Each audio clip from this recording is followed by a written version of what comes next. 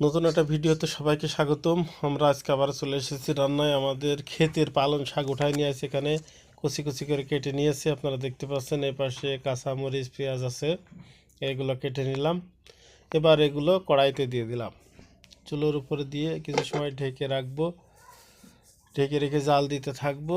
দেখেন অল্প কিছুক্ষণের ভিতরেই কিন্তু পানিটা ফুটে গিয়েছে। আমরা পালং শাক আজকে মূলত ভাজি করব। অনেকে পিটেলি করে, বিভিন্নভাবে রান্না করে। আজকে আমাদের রান্নাটা একটু ব্যতিক্রমী। যেরকম লাল শাক ভাজি করে, সবুজ শাক ভাজি করে, সেইভাবে ভাজি করার চেষ্টা করব। আশা করি আপনারা আমাদের সাথে থাকবেন এবং দেখতে থাকবেন। এখানে দেখতে পাচ্ছেন যে আমরা পালং শাক ভাজি, এটা হয়তো অনেকেই নতুন মনে করতে পারেন, কারণ ভাজি সচরাচর করে না। আবার আমাদের এই ভাজিটা এমন ভাজি যে একটু আস্তে আস্তে মতনই থাকে, একেবারে কিন্তু গলে যাবে না। যার কারণে কিন্তু আমি ভাজির কথা উল্লেখ করছি। আমাদের একটু শুকনো শুকনো থাকবে। আমাদের এটা সিদ্ধ হয়ে গেছে, এখন আমরা এগুলো সেঁকে নিচ্ছি বা গরম পানি ফেলাই নিচ্ছি।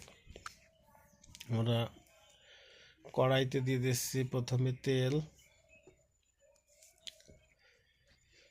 এবার দেব জিরা।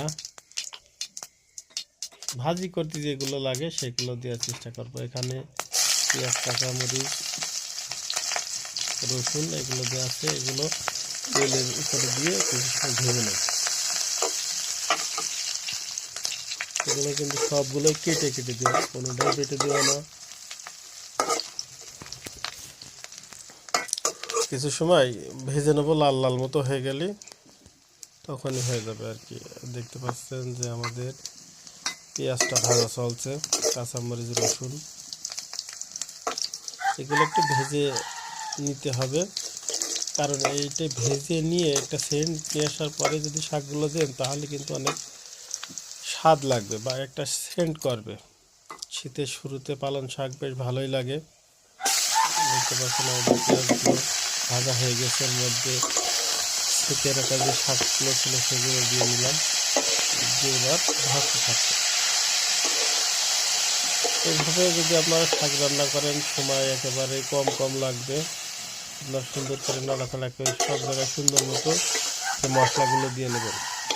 এখানে ছিল, আপনারা দেখতে পাচ্ছিলেন, প্রথমে আমরা দিয়েছিলাম জিরা, কাঁচামরিচ, পেঁয়াজ এবং রসুন।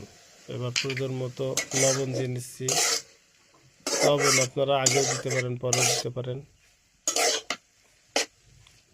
পরেই যে এভাবে দিতে হবে এরকম কোনো বাধ্যবাধকতা নেই।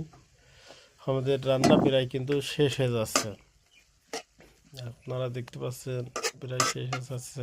এর কিন্তু একটা স্মেল আসছে, বেশ সুন্দর একটা মিষ্টি স্মেল আসছে। আমাদের পালং শাক ভাজি করা শেষ হয়ে গেছে।